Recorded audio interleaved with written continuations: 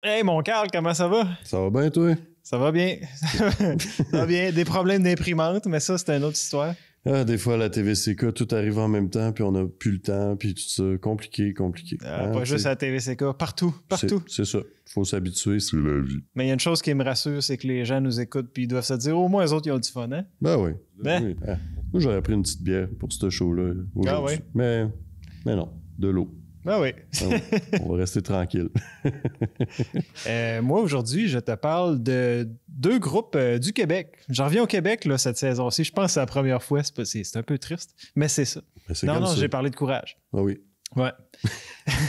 OK. Non! C'est ça. Non! Je te parle, en fait, de deux choses que tu le sais, c'est des amours pour moi. La musique progressive. Oui. Band de Québec, Universe FX. OK, wow. Puis je te parle de musique autochtone avec Soleil Launière. Nice. Ouais, deux choses qui sont proches de mon cœur. Ben oui, c'est vrai que tu parles quand même assez régulièrement de musique autochtone, Innu, tout ça. Fait que j'ai hâte de voir qu'est-ce que tu vas ajouter à ça dans cette chronique-là. Parfait. Ouais, toi? Ben moi aussi, je suis au Québec tout le long de l'épisode. Ben voyons donc, bravo! Fait que premièrement, on a un héros local, parfois méconnu, pourtant j'ai l'impression que tout le monde le connaît. On va parler de Benoît Murray. C'est vrai? Ben oui. Il y a 3 albums, je pense. Là, ben il commence à enregistrer son 3e album. OK. Puis là, il y a 2 albums quand même derrière la cravate. C'est sûr que ça a été des longs processus pour lui parce qu'il les a autoproduits beaucoup. OK. Mais bref, Benoît, au-delà de tout ce qu'on sait de lui, ben il fait aussi de la musique et il écrit ses propres textes, etc. Donc, ça vaut la peine d'explorer ce qu'il fait. Surtout qu'il habite ici, puis que, ben, c'est ça vaut vraiment la peine, je trouve, d'entendre ce qu'il fait. Il me remplace comme employé à TVCK. Ben oui, c'est ça. Fait que, okay, mais à la limite, j'aurais pu lui demander de venir faire sa propre chronique, mais on s'est dit que non. Ouais. Ouais, puis ton autre band, c'est? L'autre band, c'est Sauf les drones, qui est un bon petit groupe de post-rock que j'affectionne beaucoup. Ouais. Avec Cassandre Henry, qui est la pianiste, accordéoniste et autres dans le band. Et résidente de la région. Oui, exact. Elle aussi. Puis encore là, j'ai l'impression que Cassandre aussi, c'est une héros locale. Là, il me semble être un peu partout.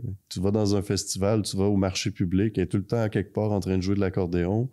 Elle est impliquée dans toutes sortes de projets, dont Sauf les drones, qui pour moi est le projet dans lequel elle est impliquée que je trouve le plus intéressant à aborder. Fait que j'ai envie de parler de Sauf les drones, mais de souligner aussi à quel point Cassandre est productive dans la région ici, puis qu'elle nous représente bien à la base. Là. Donc voilà. Tu sais, j'aimerais ça dire aussi que je pense que je m'excuse. Il me semble que depuis le début de la saison, je parle beaucoup de musique très violente, là, puis agressive. Fait que pour les 2 prochains épisodes, ça va être vraiment plus doux. Benoît puis Cassandre, dans le prochain épisode, ça va être encore plus doux que ça. Fait que c'est ça. Je vous donne un petit break. Là. Cool. J'aime ça entendre que dans le 3 épisodes, ça redevient violent. On verra. Je me rappelle plus de quoi je vais parler rendu là. Mais c'est sûr qu'il va y avoir d'autres affaires pas écoutables. Mais... c'est ça le but du show. Ah oui, c'est ça. Hey, on le commence-tu, ce show-là? Moi, je pense qu'on devrait le commencer. Yeah. Le temps file.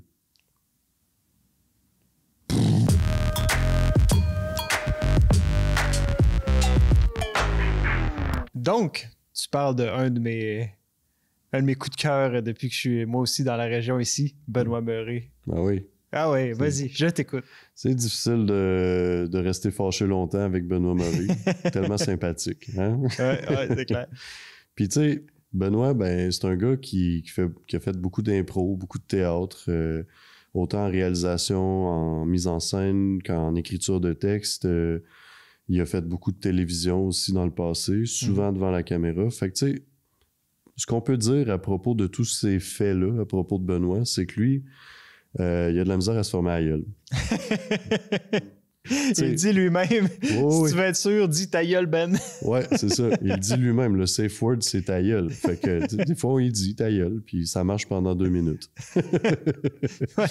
Fait que veut pas, quelqu'un qui est pas capable de fermer sa gueule de même, c'est quelqu'un qui est capable d'écrire des textes incroyables, puis de les chanter d'une manière quand même assez personnelle et on va dire à sa manière. Là, tu sais. Fait que Benoît, qui généralement est plutôt cocasse comme personne, va plus aller dans des choses sérieuses quand il fait de la musique. J'ai l'impression. Il y a des exceptions à ça. Il y a toujours un côté ironique dans ses textes. Mais je pense que c'est important de mentionner que Benoît, avant tout, c'est un genre de poète, là, c'est un écrivain. Tu sais. Il écrit pour du théâtre, il écrit pour des sketchs de télé, etc. Il écrit avant tout. Puis ensuite, il apporte la musique à ça.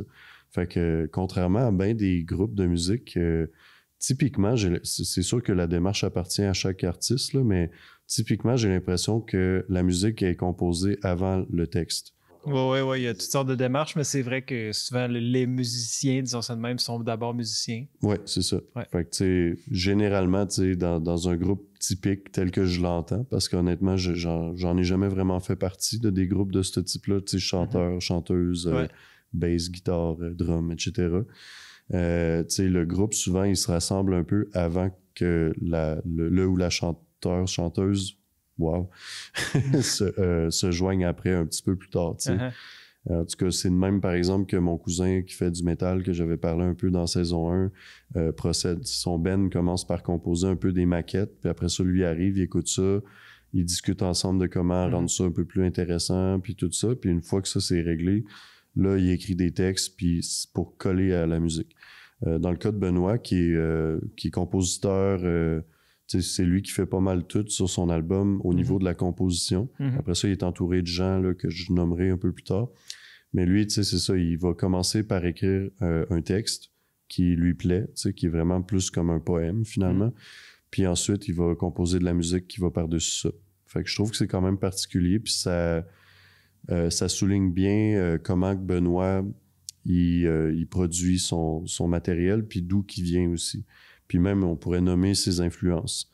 Benoît, lui, la musique québécoise en général de chansons, ça vient le chercher, mais lui, personnellement, il préfère la musique française. Puis ça paraît dans la manière qu'il chante. Il y a quasiment un accent français. Franchouillard que lui dirait. Franchouillard, oui, c'est bon. Il dit c'est pas un accent français, c'est un accent franchouillard. Fait que tu sais, c'est ça. Quand il chante, il prend un accent, une voix un peu nasale, on pourrait dire. Puis, tu sais, on dirait quasiment que c'est un personnage différent du gars qu'on connaît, nous. Puis qui est déjà un personnage en soi. Oui, c'est ça. Fait que, tu sais, je vais te faire écouter un extrait tout de suite pour te donner... en fait, l'album que je parle de Benoît, c'est son plus récent, son deuxième, qui est sorti en 2017. Fait que ça fait quand même un bout. Il faut admettre que depuis ce temps-là, il y a eu 2 enfants. La vie a été assez rapidement. Mais là, c'est ça, il s'assoit bientôt avec son acolyte principal. Son nom, excusez pour mon cellulaire, là, mais l'imprimante est cassée. Fait que ouais, tu sais, il y a un gars avec qui il travaille depuis toujours, c'est François Millette. Ah ouais, c'est son bassiste. Ouais, c'est ça. Lui, il aide à composer la musique, c'est le bassiste. Donc, avec François, il va se rasseoir là... dans les prochains jours pour commencer un nouvel enregistrement. Cool. Celui dont je parle, c'est son deuxième qui s'appelle La Marée Grise, puis qui a été enregistré au studio Desjardins au camp musical de Saint-Alexandre.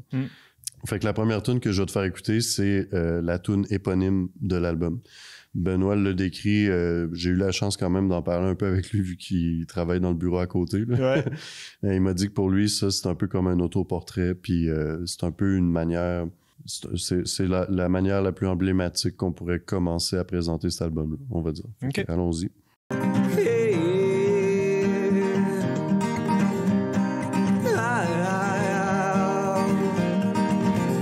Comme si je préférais les roses et que je mariais une brune. Je prévois toutes les secousses, mais de mon œil les nouvelles brunes.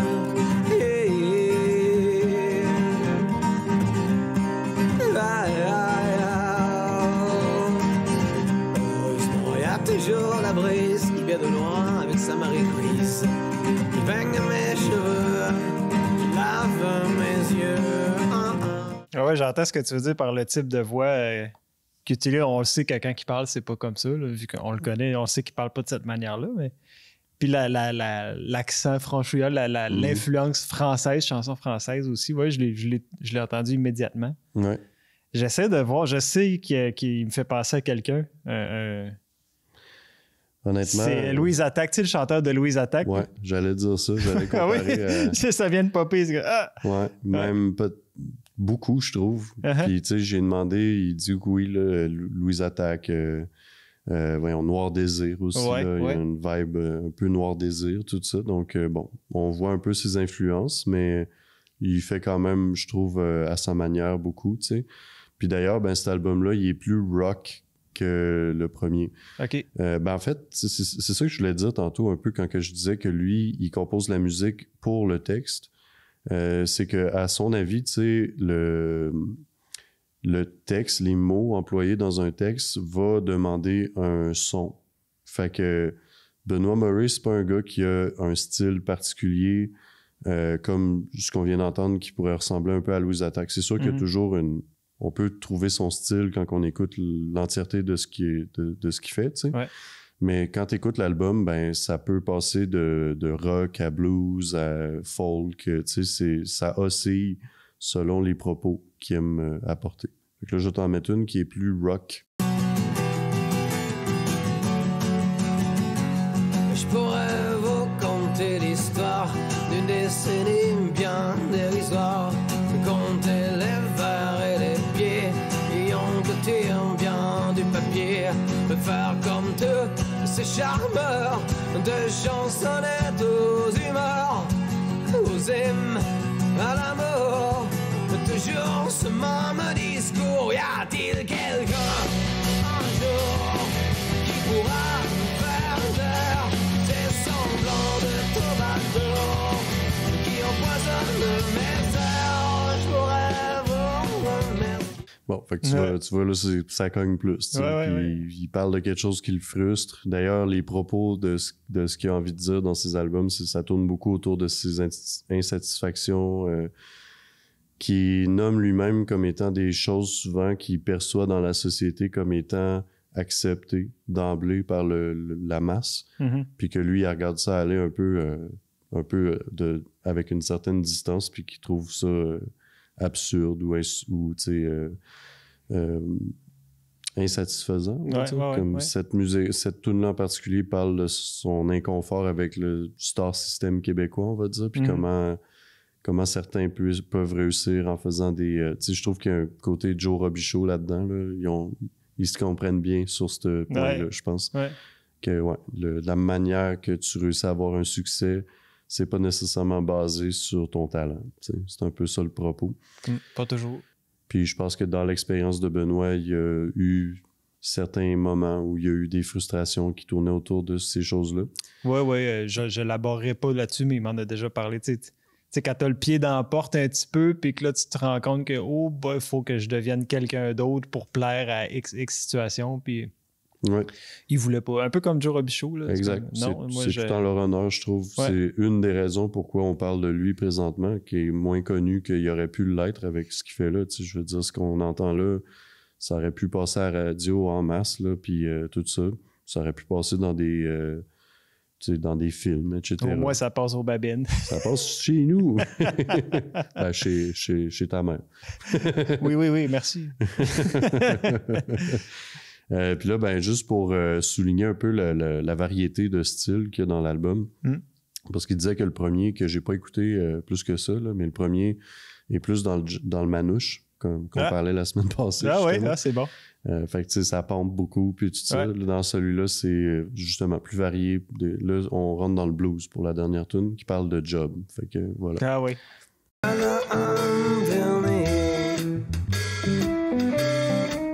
Quelque chose qui à leurs yeux pourrait me libérer de la médiocrité.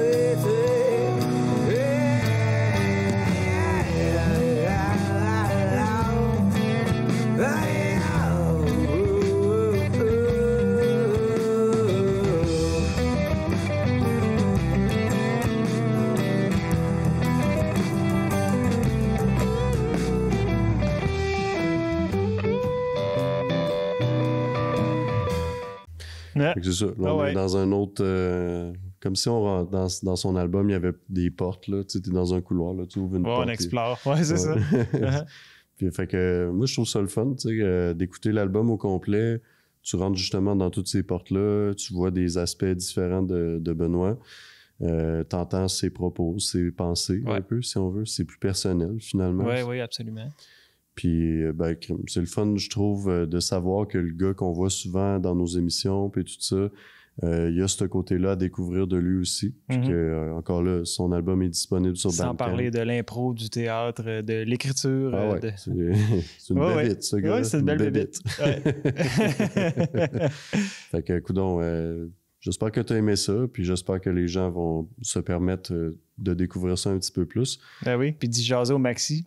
Puis du jaser au maxi. Il est déjà débordé quand il va au maxi, mais là, en plus, là, avec sa musique. Oui, c'est ça.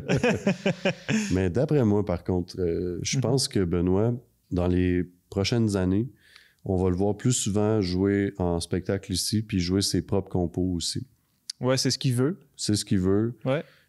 C'est ce qui a été difficile à avoir depuis quelques années ici. Mais moi, je prédis que ça va, les portes vont s'ouvrir pour lui là, très bientôt. Les circonstances présentes font que ça va être plus facile que ça se passe de même, à mon avis. Ben voilà, prophète Carl, merci. On verra.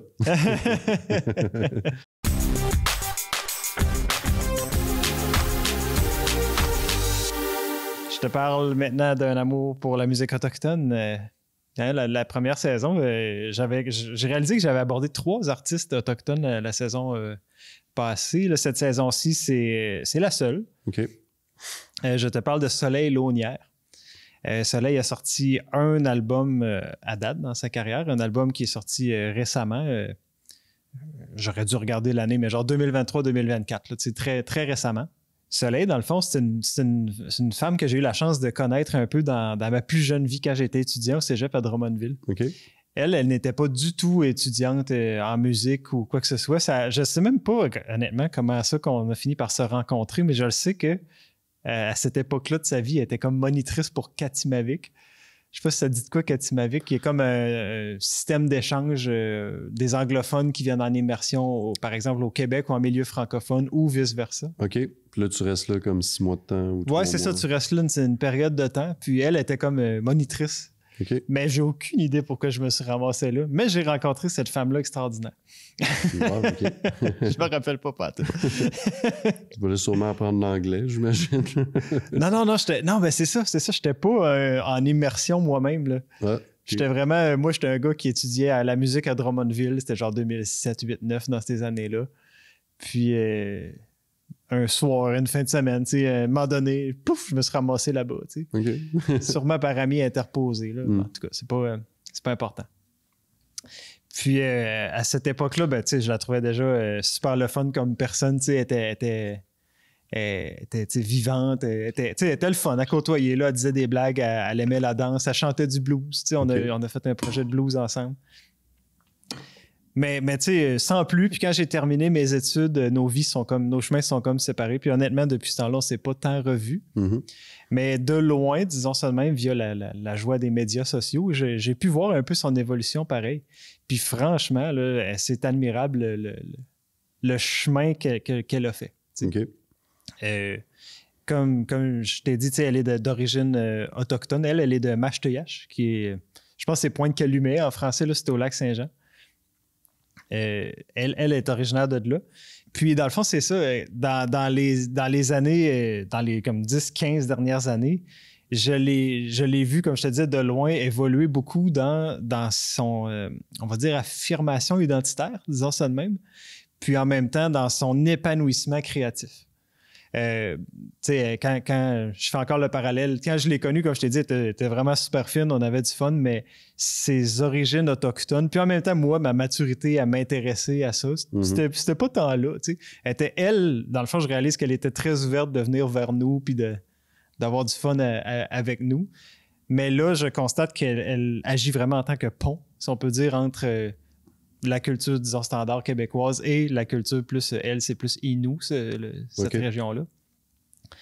Puis, tu sais, en tant que pont, mais en même temps, en tant que comme de porte-étendard de la culture Innu, tu sais, elle s'est vraiment multipliée dans les œuvres créatives en danse, en théâtre, en expression corporelle et musique, tu sais, un peu plus libre. OK. Mais toujours avec une manière d'amener des notions sur la culture de ses origines, tu sais. Fait que tu veux dire, il y a un côté traditionnel, par exemple, aux danses qu'elle va... Oui, c'est ça. Mais en même temps, ultra contemporain. Tu sais, OK. elle est vraiment comme hybride entre la société dans laquelle tu sais, nous sommes tout le monde, là, sans jugement sur Première Nation ou pas, on s'en contrefout, tu sais. Mhm. Elle est clairement une citoyenne de ce monde-là et en même temps une citoyenne de sa culture d'origine, tu sais. Mhm. Puis je trouve qu'elle habite vraiment bien ces deux réalités-là. Je vais te mettre tout de suite un premier extrait. OK. Je sais pas comment elle prononce. Era ou Nafadame.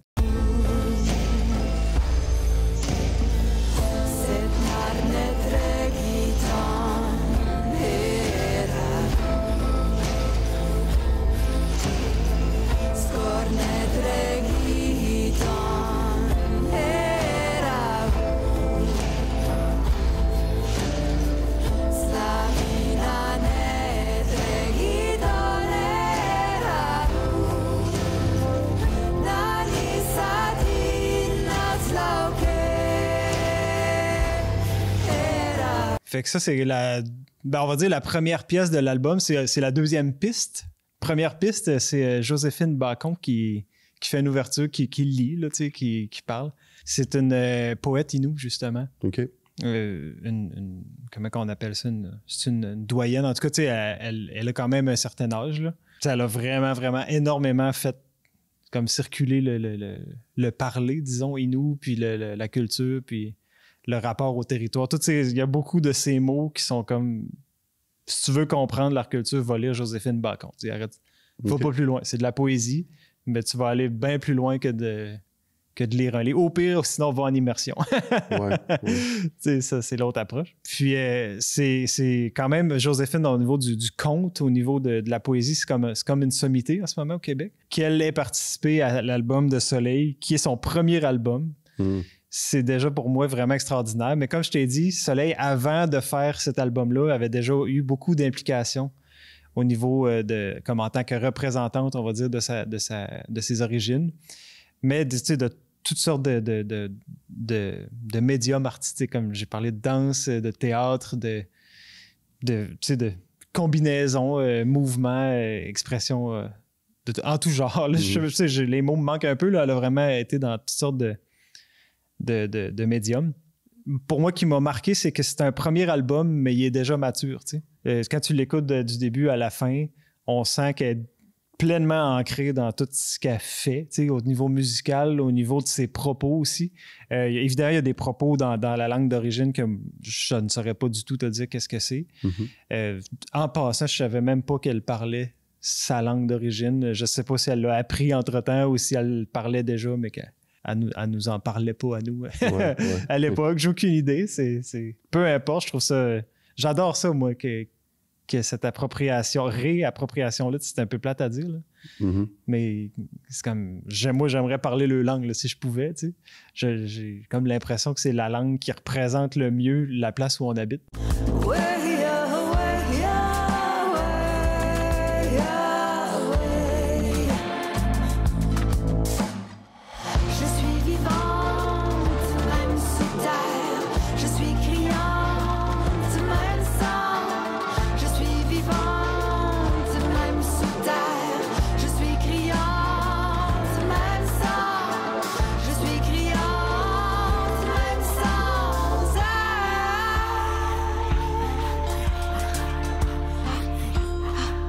Ça a fini avec un petit jeu de gorge. Ouais, t'as bien vu. Tu te rappelais de l'expression. Ouais, en plus.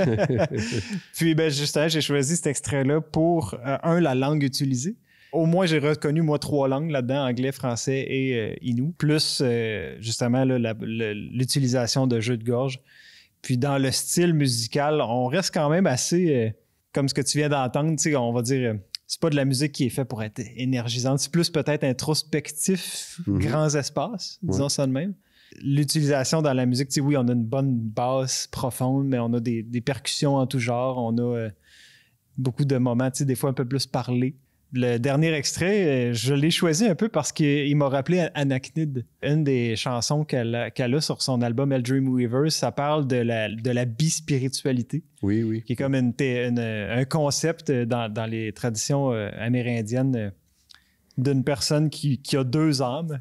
Oui, le côté plus masculin, plus féminin qui se. Oui, c'est ça. Puis ça peut être au niveau des orientations, ça peut être au niveau des personnalités, comme s'il y avait deux façades totalement différentes qui cohabitent. Puis elle a fait une pièce justement basée sur ça qui s'appelle Two Spirit. I was born in the body with more than one soul. Two spirit together.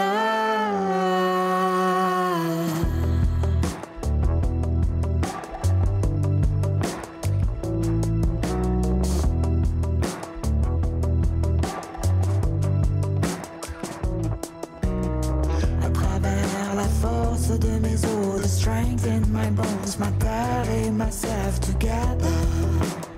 Fait que l'album, je l'ai pas nommé parce que peut-être que je le prononce mal, mais c'est Taueu. T-A-U-E-U. OK. Je sais pas non plus qu'est-ce que ça veut dire, malheureusement. Comme je t'ai dit, je trouve que pour un premier album, c'est très mature.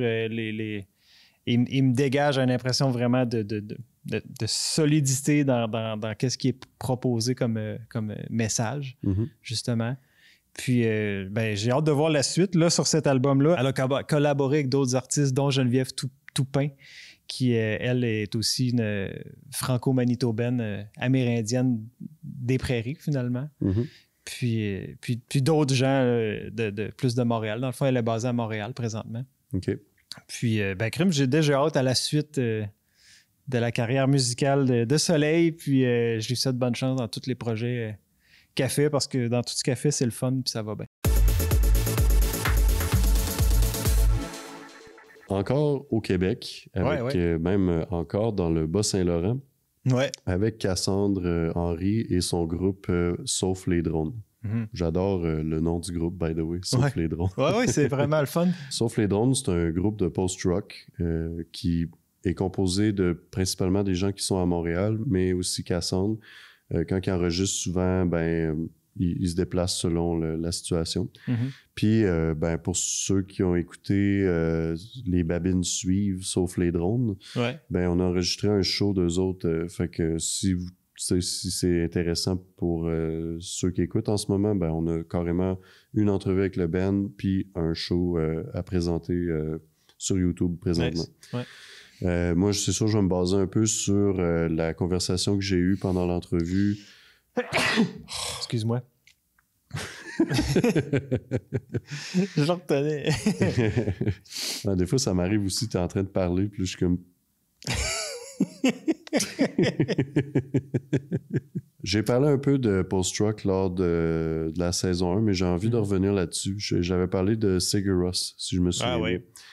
Puis on pourrait dire que Sigur Rós, Godspeed, Silvermount Zion, pour nommer les plus gros, sont des influences qui sont quand même assez palpables là, quand tu écoutes la musique de Sauf les drones. Dans la musique post-rock, on pourrait dire que c'est une continuation un peu de ce que Pink Floyd faisait dans les années 60-70. Des tunes qui sont généralement à long déploiement, long développement, lente.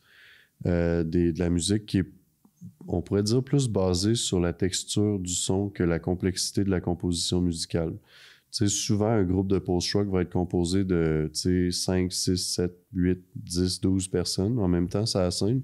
Chaque personne va avoir quand même quelque chose de relativement simple à faire avec son instrument. Une chose importante, je pense, pour définir ce que c'est du post-rock, ça serait de parler de comment on se sert de nos instruments. Tu sais, généralement, du rock, t'as une bass, t'as un drum, t'as une guitare, ils jouent des riffs, souvent en 4/4, puis tout ça. Post-rock, souvent, ils vont se servir de leurs instruments un peu plus d'une manière expérimentale. Parfois, il va y avoir, mettons, 3-4 guitares en même temps ou 2 basses, etc. Ils vont se servir beaucoup des textures, des larcènes, ils vont se servir, par exemple, de leur guitare pour créer des nappes de drone au lieu réellement de faire des riffs de guitare. Je pense que la particularité avec Sauf les drones, c'est qu'eux autres, ils ont une formation qui est composée plus d'instruments style orchestre de chambre. Un orchestre de chambre étant un petit orchestre, là, finalement, avec 4-5 personnes. Je sais que tu le sais, je le dis pour, je le dis pour la caméra.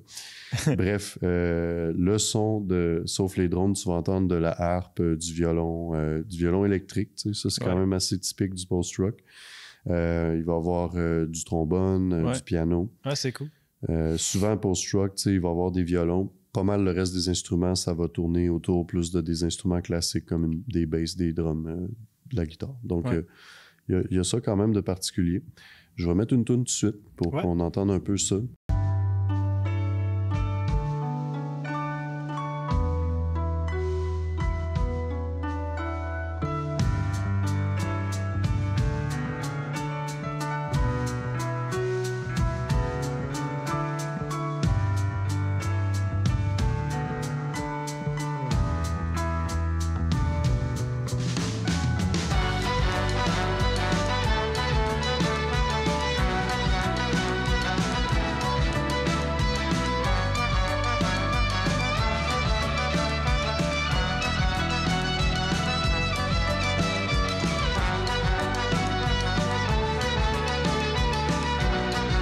Fait que, tu sais, tu vois, le violon est joué comme une guitare électrique. Avec des effets, là, puis tout. Ouais, c'est ça.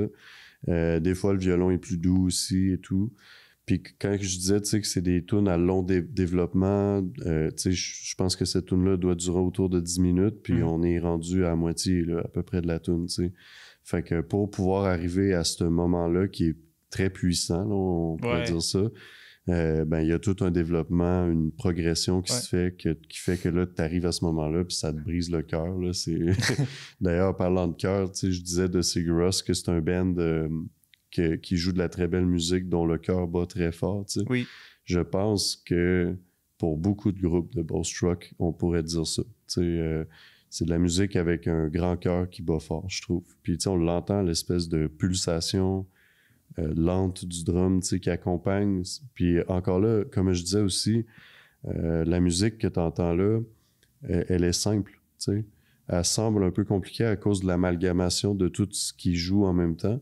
Mais si tu écoutes juste, par exemple, le trombone, ben ça joue 2 notes, tu sais. Si tu écoutes la bass, c'est une ligne de bass assez de base, là, de 2-3 notes aussi. Ouais. Donc, c'est vraiment un effort de groupe, faire du post-rock.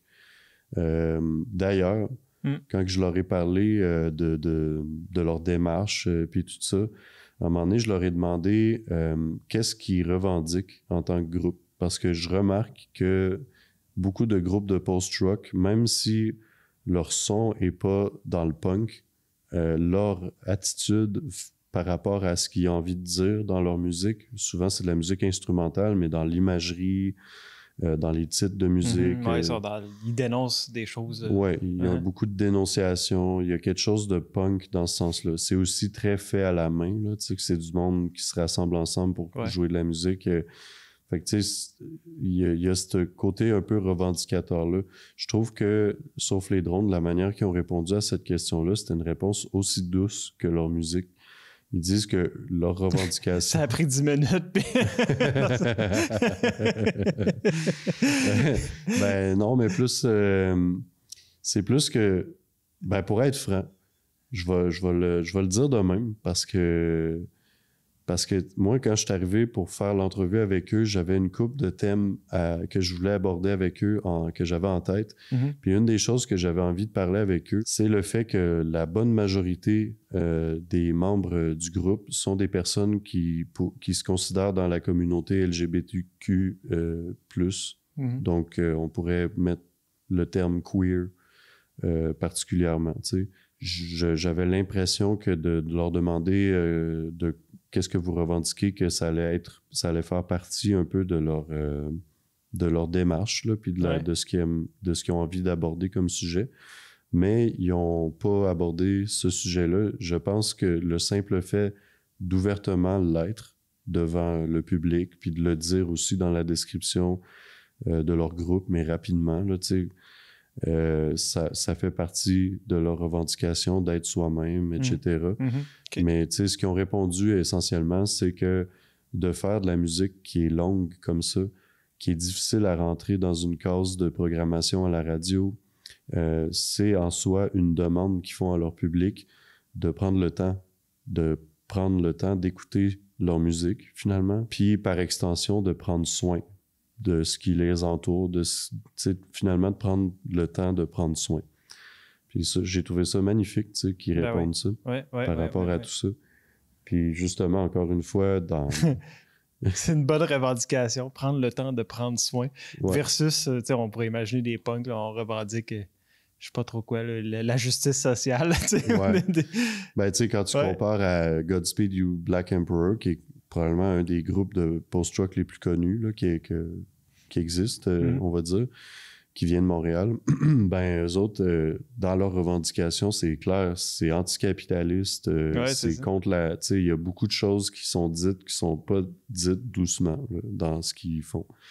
Eux autres, je pense qu'il y a cette douceur-là qui est là, mais quand même, ils se permettent d'aborder des choses qui sont importantes à aborder, puis qui sont importantes pour eux, elles. T'sais, quand il disait prendre soin, il nommait par exemple prendre soin de nos amis, mais aussi prendre soin du vivant, puis de ce qui nous entoure en général. Finalement, d'être un être conscient sur la planète. Puis justement, quand on dit revendication, en général, on pense à quelque chose comme non à telle affaire. Eux autres, j'ai l'impression qu'ils abordent leur conviction plus par le oui. Oui à telle affaire. Soyons doux, soyons fins entre nous autres, prenons le temps de se prendre soin de nos relations d'amitié, etc. Ouais, j'aime ça. Ouais, je vais faire jouer un autre extrait.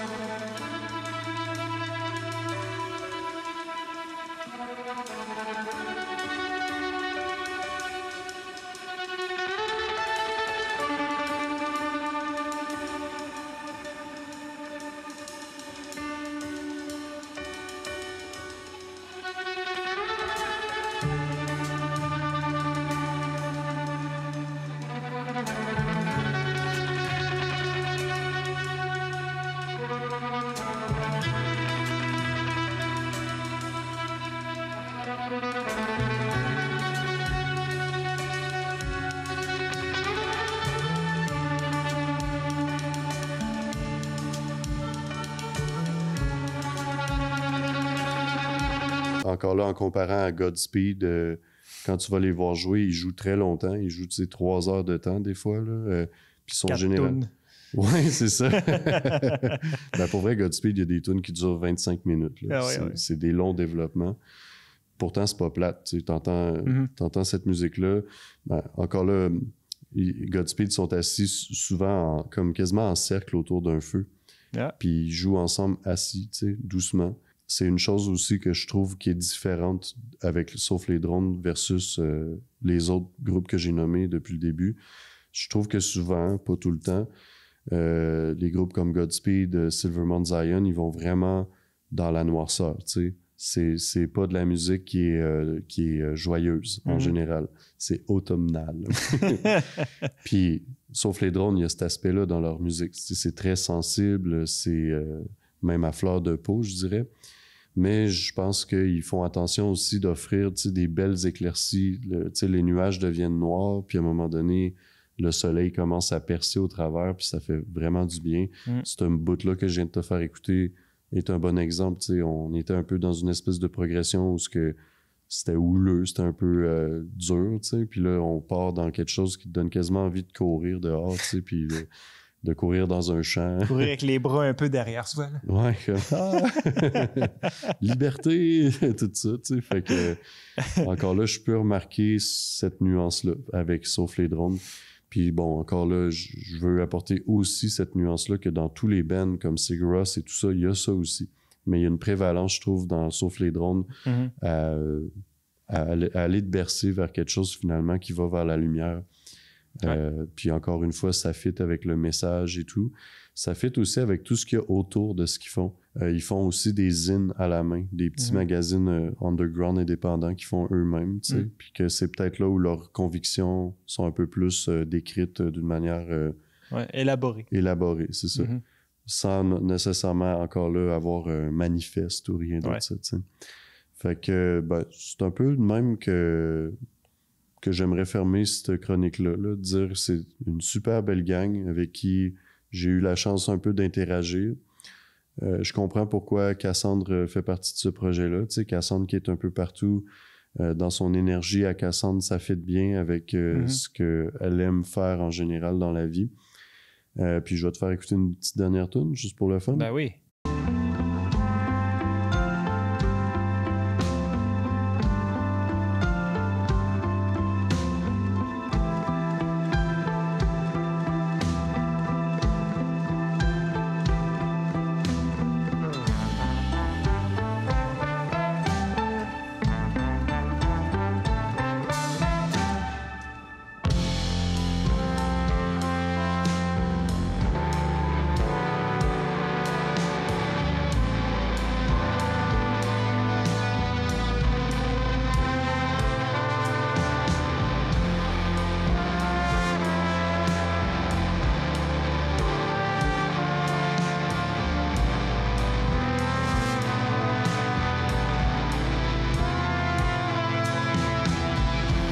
Puis, je leur ai demandé en dernier qu'est-ce qu'ils voulaient faire pour la suite des choses, tu sais. Ils ont dit qu'ils voulaient explorer le côté vocal de ce qu'ils font. Okay. Tu sais, ils veulent chanter, mais tous ensemble. Nice. Ils veulent apprendre un peu à utiliser leur voix en groupe pour rajouter un instrument additionnel qui est le collectif tout ensemble qui chante, tu sais. Fait que je leur souhaite que ça continue à bien aller. Je vois pas pourquoi ils arrêteraient de produire, à part le fait qu'ils sont beaucoup. Fait que c'est dur de se rassembler pour pratiquer.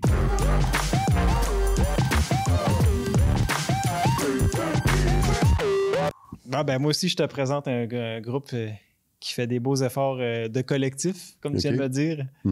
Universe FX. All right. Ouais, Universe FX, c'est un groupe basé... J'ai parlé trop fort. Respire par le nez, pas par la bouche. Et là, le malade, il respire par la bouche. Oui. Universe FX, c'est un groupe qui est basé dans la ville de Québec. Puis moi, la première fois que je les ai découverts, c'était dans une première partie de spectacle, justement, que j'étais allé voir à Québec. Puis j'ai comme été... un, ébahi, puis deux, tellement content de savoir qu'il y avait un groupe comme ça, à Québec, puis au Québec en général, tu sais. C'est un groupe, on pourrait dire, de rock metal progressif. Okay. Fait que ceux qui connaissent on va dire les grosses pointures de ce style-là, je pense à Dream Theater, qui est comme emblématique, vont tout de suite reconnaître une influence. Ce groupe-là, ça serait mentir. Ça serait mentir de dire que c'est une copie de Dream Theater, par exemple, ou tu sais, comme toi, tu viens de me parler de Sauf les drones, tu as fait beaucoup allusion à Godspeed, Silvermount Zion, tu sais, parce que c'est emblématique, puis c'est le fun de comparer, voir des différences, des trucs de même. Ouais. Ça se peut que je fasse la même chose un peu avec eux, puis par exemple, Dream Theater, ou Cyberg, qui est un groupe suisse, en tout cas. il y a évidemment des influences, mais en même temps, ça paraît que les gars ont par exemple, un bagage au niveau du jazz. Ça paraît qu'ils ont une envie d'exprimer aussi de quoi de nouveau, qu'ils veulent pas juste comme être un band qui imite un autre band.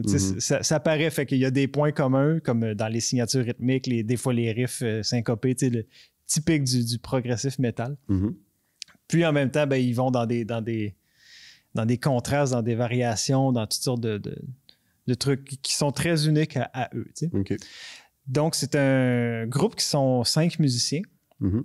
Le noyau, si je peux dire, le noyau de composition, c'est vraiment le guitariste, le claviériste et le drummer. J'ai eu la chance de rencontrer le claviériste et le guitariste cet été, justement. Ah oui. Parce qu'ils sont aussi membres d'un autre groupe dont je vais parler dans la saison, le Karl Mayotte Quintet. Le guitariste Gabriel, le claviériste Francis, super, super, super fin. Évidemment, on dirait il corrobore encore notre théorie comme de quoi plus tu fais de la musique qui torche, plus t'es sympathique et tout. Ils sont super fins, tu sais. Ça les défoule. Oui, c'est ça. Puis, ben aussi, tandis que j'y pense, je t'ai dit tantôt que moi, aujourd'hui, je te parlais de deux amours de musique. J'aime la musique autochtone, j'aime aussi la musique... en général, c'est quelque chose que je réalise, c'est que j'aime beaucoup la musique virtuose Oui. et énergique. Tu sais, c'est quand même quelque chose que j'aime. C'est pour ça souvent que j'aime aller du côté jazz, parce qu'il y a des fois de la virtuosité incroyable, puis des levées, tu sais, comme entre musiciens, ça devient juste comme imprévisible, puis en même temps, il y a plein d'énergie. J'ai toujours aimé ça, tu sais, depuis que je suis j'allais dire TQ, depuis que je suis très jeune. Tu dis souvent le mot virtuose. Je me demande qu'est-ce que tu veux dire par là. C'est justement là que je m'en allais. J'ai réalisé que c'est drôle. Tu lis dans ma tête. J'utilise le mot virtuose souvent, mais c'est vrai que je ne l'ai pas décrit souvent. C'est facile. Facile. OK, je vais le dire de mon point de vue de musicien. C'est facile de faire énormément de notes ou même d'être techniquement... Tu sais, mettons, je fais de ligne de... C'est facile. OK, oui, ça demande de la pratique, ça demande des années, là, on ne se le cachera pas. Mais ça devient 4 fois plus dur de faire 2 fois moins de notes avec d'autres musiciens qui sont tête ensemble. Là, ça devient quelque chose. Tu sais. Eux, quand je parle de virtuosité, souvent, ce que je veux dire, c'est des musiciens qui individuellement ont une maîtrise vraiment profonde de leur instrument, qui peuvent, un peu comme du vocabulaire, exprimer ce qu'ils veulent fluidement. Les chemises de l'archiduchesse sont-elles sèches? C'est pas dur à dire quand t'es virtuose. C'est l'équivalent d'un solo de guitare un peu compliqué de dire cette phrase-là. Tu sais. Tu vois, tu fais bien de l'expliquer. Moi, virtuose, dans ma tête, ça sonne comme... T'es un enfant de 5 ans, on te donne une guitare, puis tu fais un solo incroyable. Ouais, ça pour moi, c'est un prodige. OK. Ah, c'est ça la différence. Ouais. D'accord. Mais c'est mon vocabulaire, là. Puis ceux qui sont capables de regarder une cuillère puis de la plier avec leurs pensées, c'est quoi?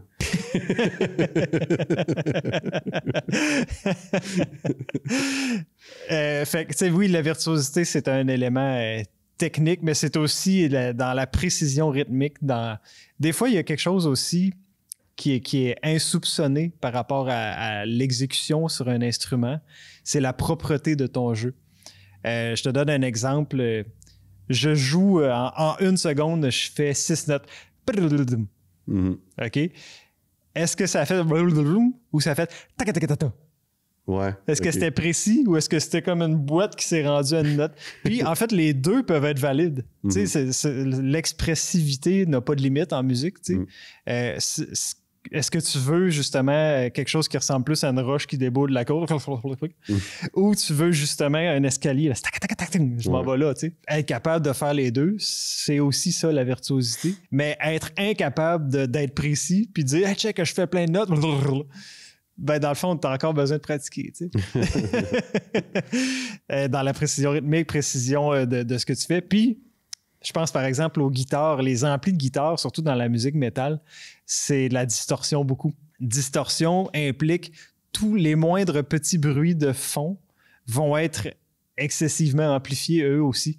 Donc, la personne qui joue un solo de guitare puis que tu entends juste sa note, ça sous-entend, ça c'est peut-être pas connu non plus, c'est que c'est pas juste de jouer la note, c'est de ne pas jouer toutes les autres cordes. Si, mettons, tu fais peu importe sur 1 ou 2 cordes, ben pendant que tu fais ça, ton poignet peut être en train de jouer sur la grosse corde, puis si tu écoutes comme il faut, tu entends en même temps. Tu sais, puis ça vient... Je suis vocal hein, aujourd'hui. Mais je trouve ça le fun d'en parler parce que c'est probablement méconnu. C'est souvent ce que tu joues pas qui va faire de toi le musicien exceptionnel que tu es versus ce que tu joues. Tu sais. C'est facile de faire des notes. C'est bien plus dur de pas en faire. Très intéressant. Ouais. J'avoue que j'avais jamais vraiment entendu cette perspective-là autour de la musique. Surtout ponctué de... On dirait que ça sort de toi quand tu parles de prog. T'es un passionné, Guillaume. J'aime ça.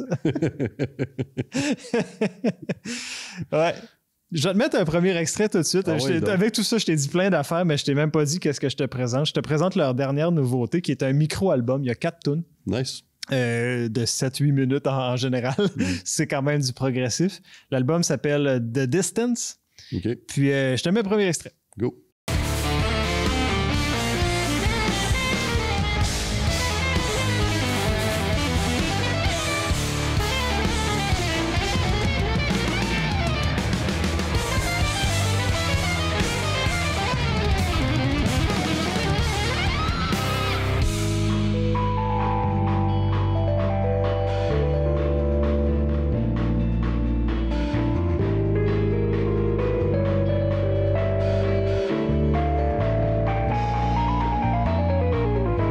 Fait que vois-tu, j'ai pris cet extrait-là pour commencer parce que je pense qu'il résume un peu bien ce que je viens de te nommer sur la virtuosité. Ouais. Il y en avait. Il y en avait full. mais c'est comme autant la musique progressive que la musique classique, c'est tellement dur de choisir un extrait de 30 secondes qui dit vraiment c'est quoi l'histoire qui est racontée. Là. Ouais. C'est une longue progression. T'as vécu la même chose avec Sauf les drones, c'est sûr. Là. Oui, c'est une longue histoire, tu sais. Ouais. Là, j'ai pris cet extrait-là, pour justement montrer un solo de guitare. Écoute, OK, peut-être que pour des oreilles moins aguerries, on ne peut pas deviner la propreté de son jeu, mais c'est super exécuté. Là, c'est vraiment bien exécuté. Mais aussi parce que l'accompagnement qui est en arrière, je ne sais pas si tu as remarqué, c'était vraiment n'importe... Ben, ça sonne n'importe quoi. Ça ne l'est pas pantoute, là, ça c'est sûr. Puis, au travers de ce chaos-là, il y a une exactitude rythmique incroyable. Tout le monde est là, tout le monde est à la même place. Ça punch. Puis, encore là, bouf, on tombe sur un contraste. Il y a un solo de piano qui s'immisce comme lentement. Puis, couleur plus jazz. On s'en va comme vers autre chose un peu. Écoute, c'est un 30 secondes, c'est une tune de 7-8 minutes encore une fois. Puis, je le nomme tout de suite, c'est pas un groupe instrumental. Là. Il y a un chanteur aussi dans le projet. C'est un très bon chanteur d'ailleurs. Je crois que j'ai un extrait seulement avec du vocal. J'imagine que la voix est moins prévalente que dans un groupe de métal de base, là, on va dire, dans le sens que la musique prend plus de place que la voix. Moi, je trouverais qu'il y a une équité. OK.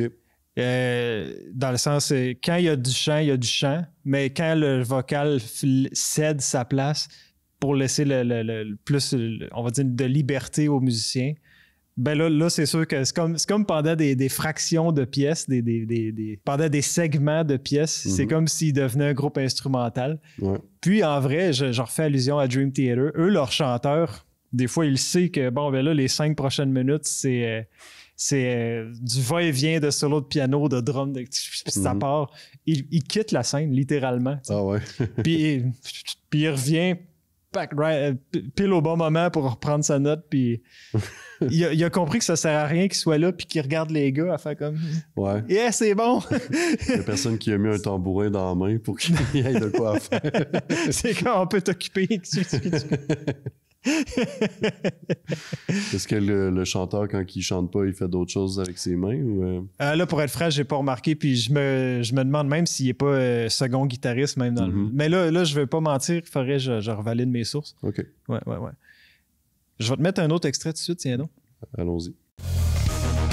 Somehow the thunder never ever felt so near. It must be you glancing through the breach. Give me till sundown, then I'll meet you in the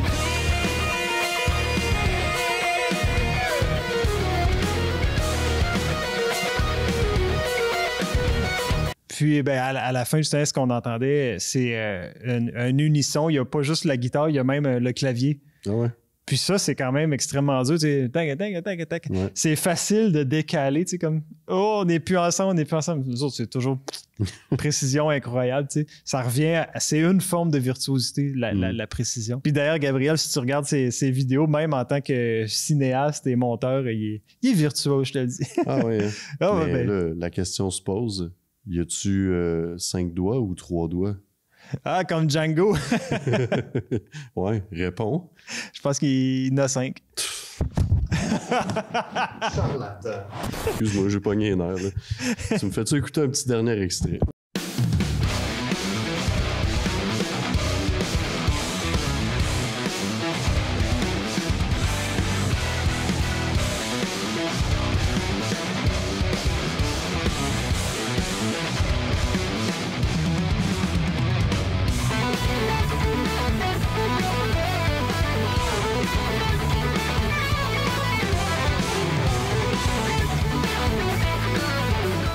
Je n'ai pris un plein d'énergie. Ouais. Fait que c'est ça. Moi, c'est dans mes cordes de viscérales, on va dire. J'ai grandi avec ce genre de musique-là. Puis j'aime encore ça même à ce jour. J'en écoute moins. J'en écoute pas mal moins dans ma base quotidienne. Là. Mais de temps en temps, là, Ah oui, c'est le fun. toujours le fun. Comme une poutine.